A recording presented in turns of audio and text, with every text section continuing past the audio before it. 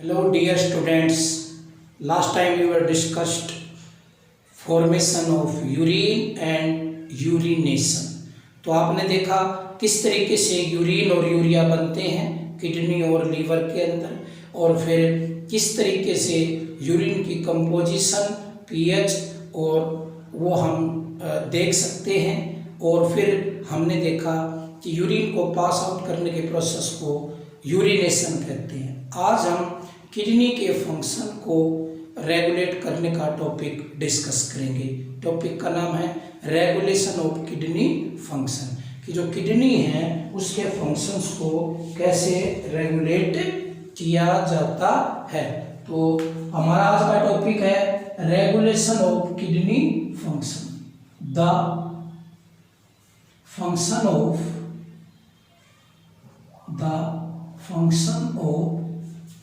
kidney, the function of kidney is regulated by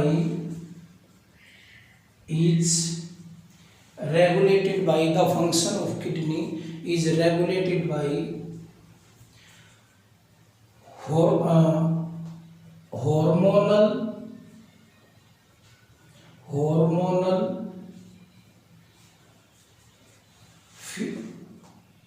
feedback mechanism। यानी कि जो kidney है, किडनी के जो फंक्शन है उसको रेगुलेट किसके द्वारा किया जाता है? Hormonal feedback mechanism. और हार्मोनल फीडबैक मैकेनिज्म का मतलब होता है इसमें जो हार्मोन्स हैं वो अपनी एक तगड़ी भूमिका निभाते हैं, हम देखेंगे अभी। तो हार्मोनल फीड मैकेनिज्म के द्वारा किडनी के जो फंक्शन है उसको रेगुलेट किया जाता है। विच इन्वॉल्व्स, इसमें क्या क्या शामिल होते हैं? विच इन्वॉल्व्स पिट्यूटरी ग्लैंड, इसमें पिट्यूटरी ग्लैंड शामिल होती है। हाइपोथैलेमस,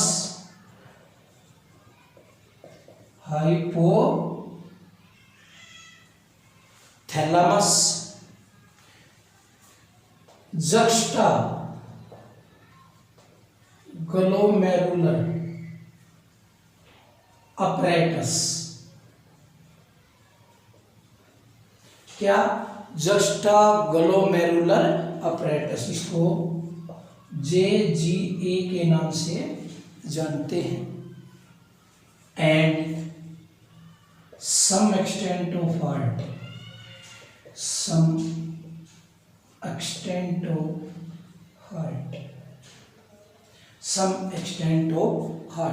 तो जो किडनी के जो फंक्शन है वो हार्मोनल फीड मैकेनिज्म से तो रेगुलेट होते हैं, बट उसमें देखो कौन कौन सी ग्लैंड शामिल होने लग रही है।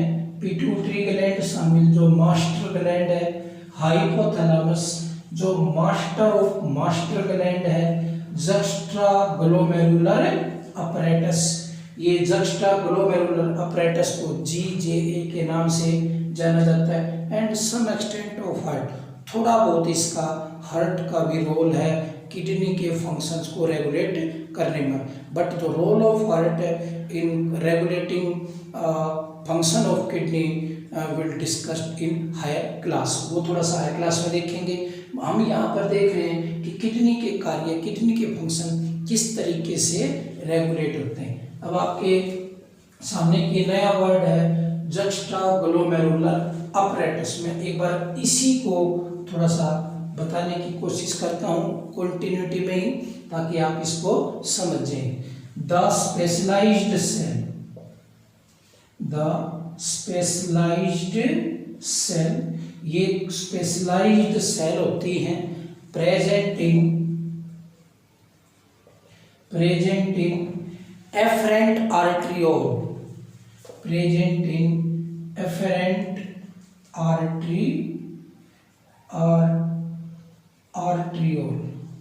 जो एफरेंट आर्ट्रियोल है उनके अंदर कुछ विशेष प्रकार की सेल्स होती हैं। Specialised cell present in afferent arteriole of kidney in cortex.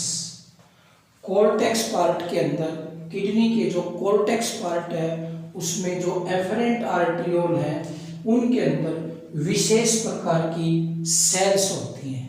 क्या होती हैं? विशेष प्रकार की सेल्स, कॉल्ड GJA, और उन्हीं को हम क्या कहते हैं?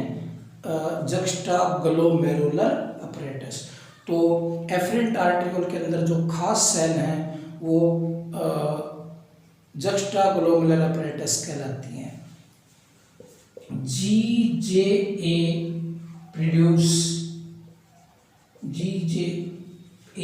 Juxtaglomerular apparatus produce renin, RENIN। क्या प्रोड्यूस करती है? रेनिन। एक ये हार्मोन है रेनिन। क्या है ये? Rennin hormone. रेनिन हार्मोन, ये जो GJA produced renin hormone which act as enzyme. और ये किसकी तरह काम करता है? तो ये हार्मोन, लेकिन विच एक्ट एज एंजाइम, और ये किसकी तरह काम करता है? एंजाइम की तरह। और जो एक प्रोटीन होती है एंजियोटेंसिनोजन, उसको एंजियोटेंसिन में कन्वर्ट करने में मदद करता है। दैट हेल्प इन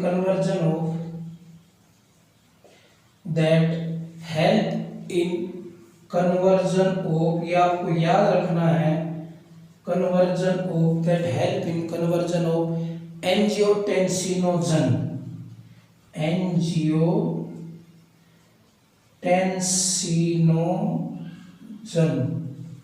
एक विशेष प्रकार की प्रोटीन है angiotensinogen.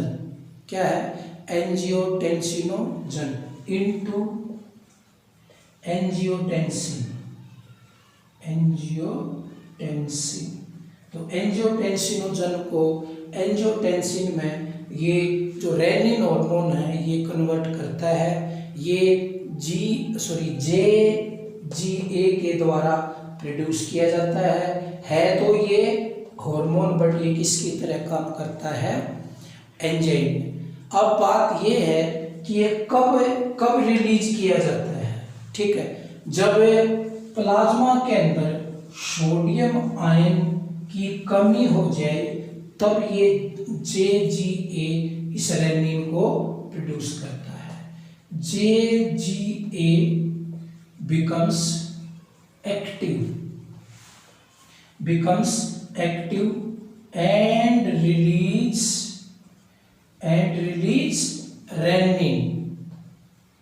renin hormone when level of, ये खास बात, कब release when level of sodium ion decreases in blood plasma। अगर प्लाज्मा के अंदर सोडियम आयन का लेवल घट जाता है तो GJA एक्टिव हो जाता है और रेनिन हार्मोन प्रोड्यूस करता है जो एंजाइम की तरह काम करता है और वो एंजियोटेंसिनोजन को एंजियोटेंसिन में कन्वर्ट कर देता है और फिर ये एंजियोटेंसिन जो ये कन्वर्ट की है, ये एंजियोटेंसिन क्या करेगी? सोडियम के लेवल को बढ़ाएगी। तो एंजियोटेंसिन का role to increase the level of sodium ion. Angiotensin किससे बनी? एंजियोटेंसिनोजन से। किसने बनवाई? रेनिन ने। रेनिन क्या है? एक हार्मोन, लेकिन किसकी तरह काम करता है? एंजाइम की तरह। किसने रिलीज किया? जक्स्टाग्लोमेरुलर अपरेटस ने। और ये JGA कहाँ पर प्रेजेंट है? ये जो एफरेंट आर्ट्रियोल है किडनी के अंदर कॉर्टेक्स रीजन में वो प्रोड्यूस करती, बट ये कब?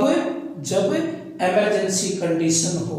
ड्यूरिंग नॉर्मल कंडीशन जो किडनी है वो अपना काम अपने आप करती रहती है, but at the time of shortage of sodium ion decreased concentration, then JGA produce renin, right. हम ये रेनिन, आपने एक रेनिन और भी आया है, हमने डाइजेस्टिव सिस्टम में पढ़ा था रेनिन, क्या था वो रेनिन एंजाइम था, वो रेनिन एंजाइम। और इस रेनिन हार्मोन में हम डिफरेंस भी करेंगे। पहले हम करते हैं रेगुलेशन ऑफ किडनी फंक्शन, चला हुआ है हमारा, तो आपको पता लग गया रेगुलेशन ऑफ किडनी कौन करेगा, हाइपोथैलेमस भी करेगा, पिट्यूटरी ग्लैंड भी करेंगी और जीजेए भी करेगा। ये थोड़ा सा मैंने किसके बारे में बताया है, जेजीए उसके बारे में भी बताया। अभी हमारा वही टॉपिक चला हुआ। तो किस तरीके से जो फंक्शन है वो रेगुलेट किडनी के किए जाते हैं। देखो जैसे मान लीजिए लॉस ऑफ वाटर हुआ, यानी कि पानी की कमी हुई। अगर लॉस ऑफ वाटर होता है तो दो बातें होंगी। दो बातें कैसे होंगी, एक तो राइज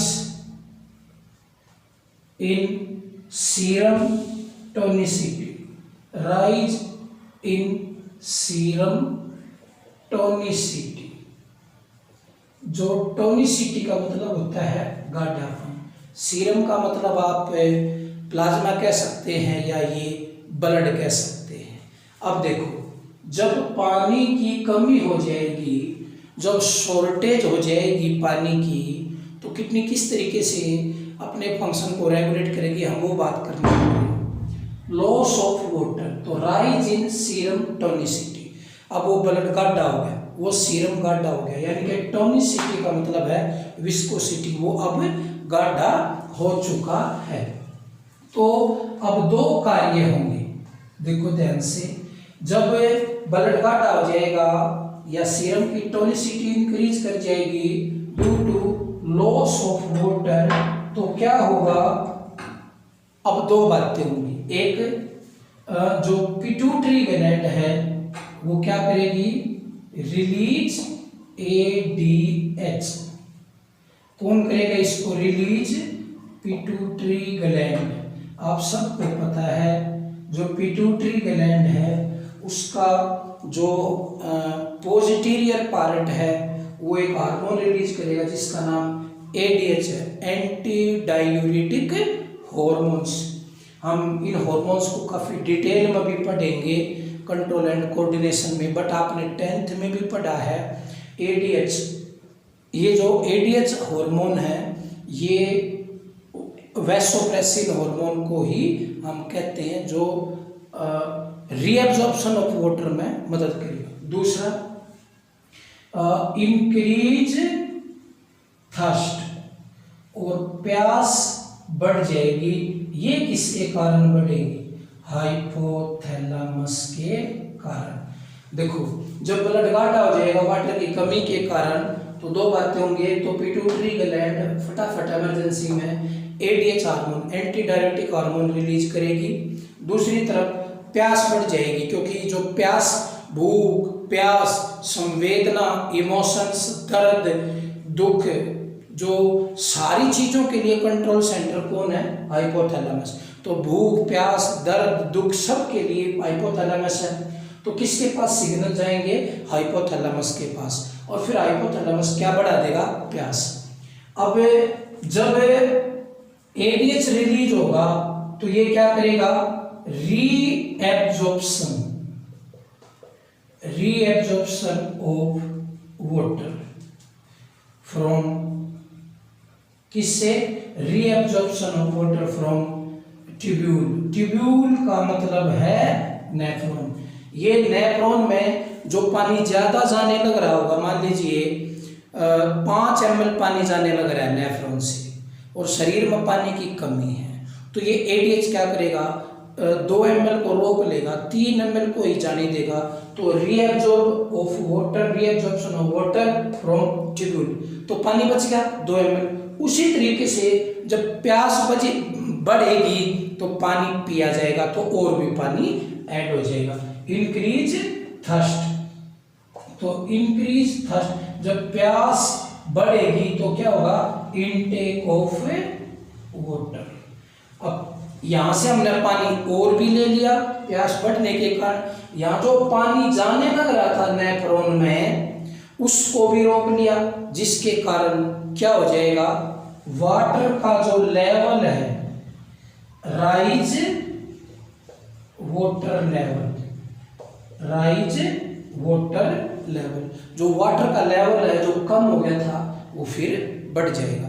अब जैसे ही बढ़ेगा वाटर का लेवल, फिर एक बार ध्यान से देखें, अगर वाटर का लेवल फिर बढ़ेगा, बढ़ते फिर क्या हो जाएगा, फिर एक बार ये मैं थोड़ा सा यहाँ दिखा दूं, जैसे ही वाटर का लेवल बढ़ेगा तो ये क्या हो जाएगा, डिक्रीज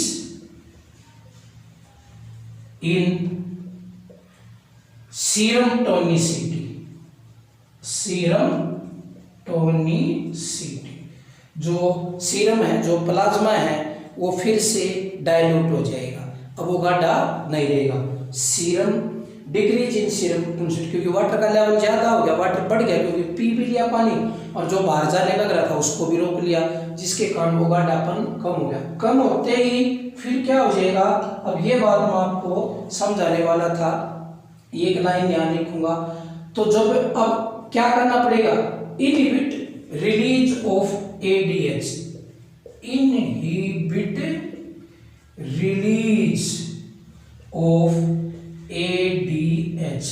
अब जैसे ही पानी की शरीर में कमी पूरी हुई तो जो एडीएच हार्मोन था, एडीएच हार्मोन, उसकी जो रिलीज था उसको इनहिबिट कर दिया कि भाई अब तू और रिलीज मत हो। ये लाइन आपको दिखाई देने लग रही होगी, क्या लिखा है, इनहिबिट रिलीज ऑफ एडीएच। तो इधर से तो पिट्यूटरी ने क्या रिलीज करना बंद कर दिया, एडीएच, और उधर से हाइपोथैलेमस ने क्या किया, इनहिबिट थ्रस्ट, इनहिबिट थ्रस्ट, और किसको रोक दिया, प्यास को। तो फिर से प्यास रुक गई और फिर से एडीएच रुक गया, तो फिर वाटर का लेवल फिर क्या हो जाएगा, फिर कम हो जाएगा, फिर क्या हो जाएगा, कम होते ही फिर ये प्रोसेस चल पड़ेगा, फिर कम हो जाएगा, फिर ये प्रोसेस चल पड़ेगा। इस तरीके से लगातार किडनी जैसे लेवल कम होगा तो इस तरीके की स्टोरी को रिप्रेजेंट करेगी, जैसे ही वो ज़्यादा हो जाएगा तो एडीएच के जो रिलीज होने का और जो प्यास लगने का जो प्रोसेस है उसको इनहिबिट कर देंगे। और जब पानी की कमी हुई, जब खून घाटा हुआ तो एडीएच ने आके पानी रोका और इधर से प्यास बढ़ाई, प्यास से पानी पिया, पानी पीने से और पानी रोकने से वाटर का लेवल फिर बढ़ा, बढ़ते ही जो सीरम टोनिसिटी है वो क्या होगी, घटेगी, घटते ही अब घट गई तो क्या हो गया, अब वापिस से एडीएच को क्या करना पड़ेगा, रोकना पड़ेगा और प्यास को भी रोकना पड़ेगा, ठीक है। और फिर जब ये कुछ समय तक रुकी रहेंगी तो फिर पानी की कमी हो जाएगी, लॉस ऑफ वाटर, और फिर से यही रूट चल पड़ेगा। ये क्या है, रेगुलेशन ऑफ किडनी फंक्शन। तो इसमें आप क्या देख रहे हैं, हाइपोथैलेमस और पिट्यूटरी ग्लैंड का बहुत बड़ा रोल है। ये अपने हॉर्मोन्स रिलीज करके फीडबैक मैकेनिज्म शो करते हैं, जिसके कारण जो किडनी है उसके फंक्शन को रेगुलेट किया जाता है। अगर इस दौरान अगर सोडियम आयन की भी कमी हो जाए तो मैंने एक और चीज बताई थी अभी, JGA, ये भी क्या हो जाता है, एक्टिवेट हो जाता है और एंजियोटेंसिनोजन को एंजियोटेंसिन में कन्वर्ट करवा देता है, जिसके कारण सोडियम के लेवल को बढ़ा दिया जाएगा। तो इस तरीके से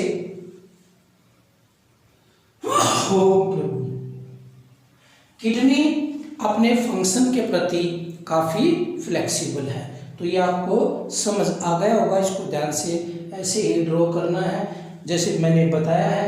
अब आगे मैं वही बात लिखूंगा जो मैंने आपको अभी पहले समझाई थी। Kidney are very flexible regarding their function, अपने फंक्शन के प्रति काफी क्या है, flexible, means help in more urine formation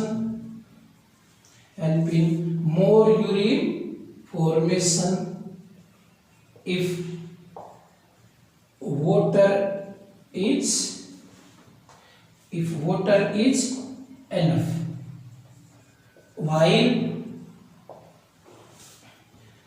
while reduce urine output if level of water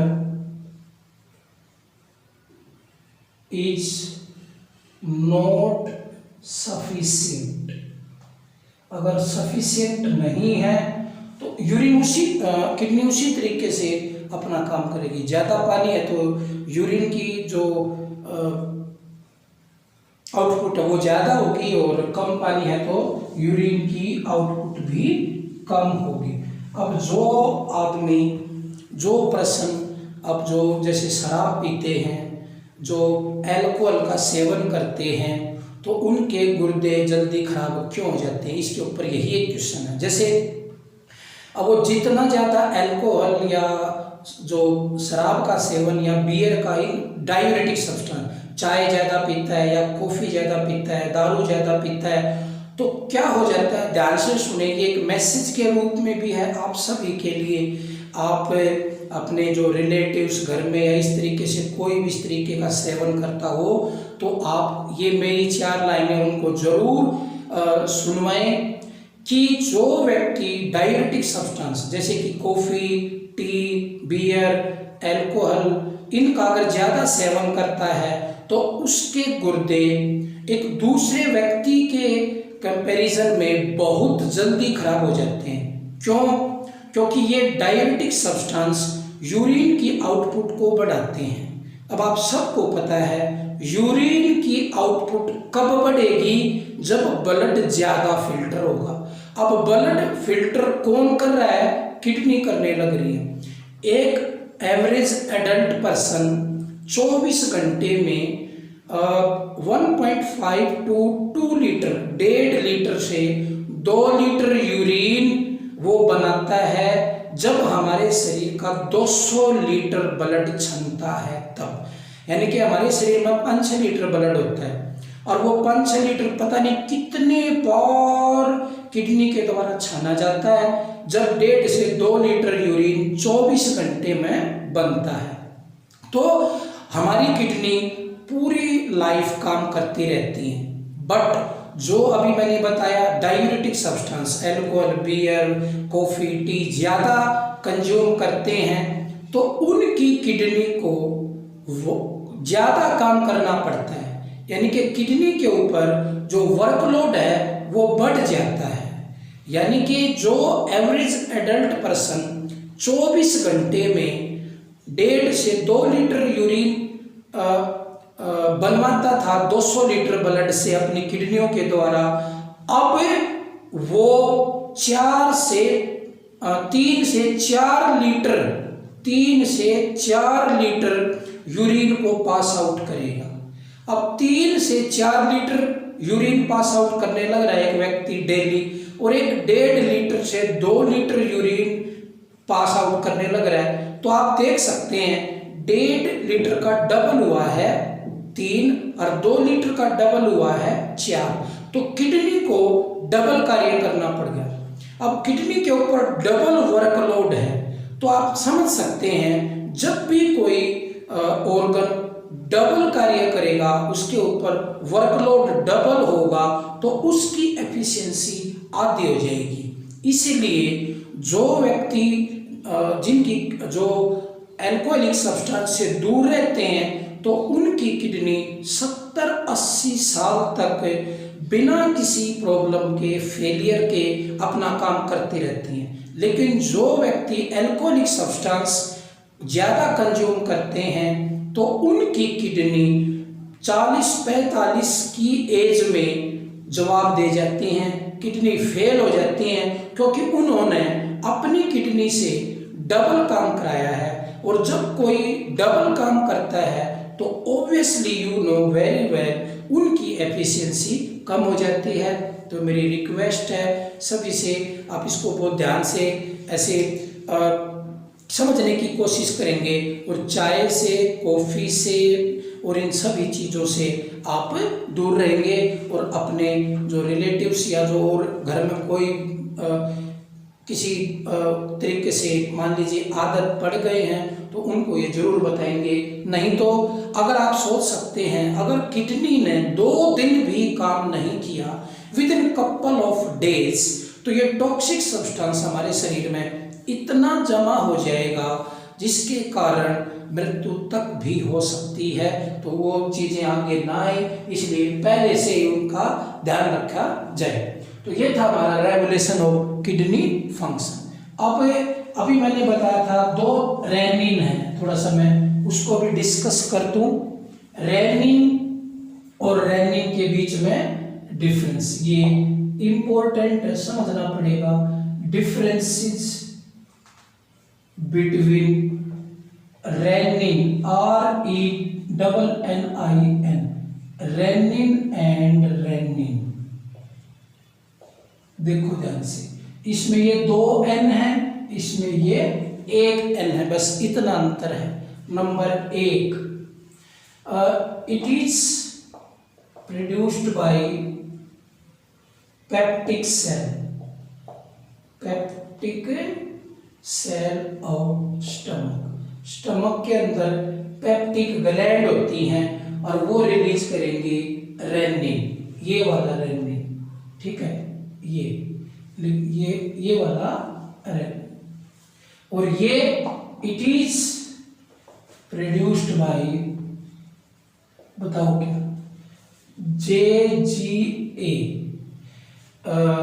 juxtaglomeralar apparatus of afferent arteriole, afferent arteriole।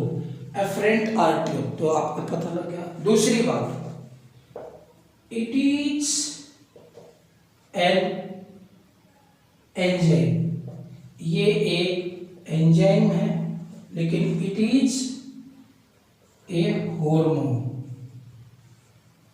But act as enzyme, लेकिन किसकी तरह काम करता है, एंजाइम की तरह।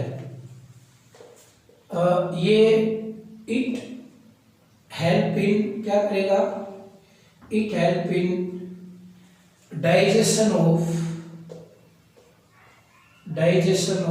मिल्क प्रोटीन, आपने किया था, it help in digestion of milk protein, और उसका नाम था casein.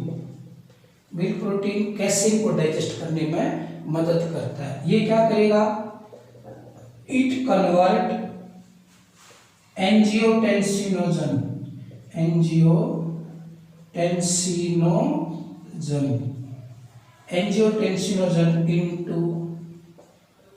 Angiotensin.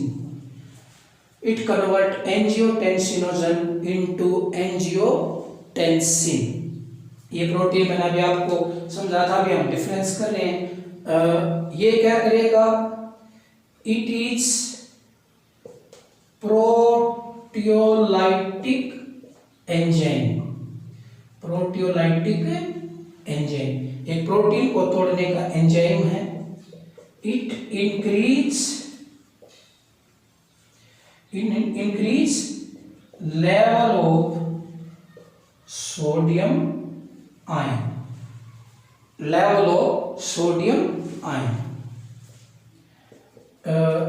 it is a part of stomach। ये किसका पार्ट है, स्टमक का। और it is A part of kidney, it is A part of क्या है, किडनी। तो ये दोनों रेनिन के बीच में ये क्या है, डिफरेंस जो आपने करना है, जो आपने पढ़ना है ऐसे, ठीक है। तो रेगुलेशन ऑफ किडनी फंक्शन में और दोनों रेनिन के बीच में डिफरेंस, ये बड़ा इंपॉर्टेंट टॉपिक है, ये आपको समझना है, पढ़ना है। इसमें से छोटे क्वेश्चन भी अराइज हो जाते हैं। हमारा जो नेक्स्ट टॉपिक रहेगा, अब हम किडनी से रिलेटेड कुछ डिसऑर्डर करेंगे। तो हमारा टॉपिक होगा disorder related to kidney. Okay, ठीक है, ये आपने अच्छे तरीके से नोट कर लिया होगा, समझ लिया होगा, राइट।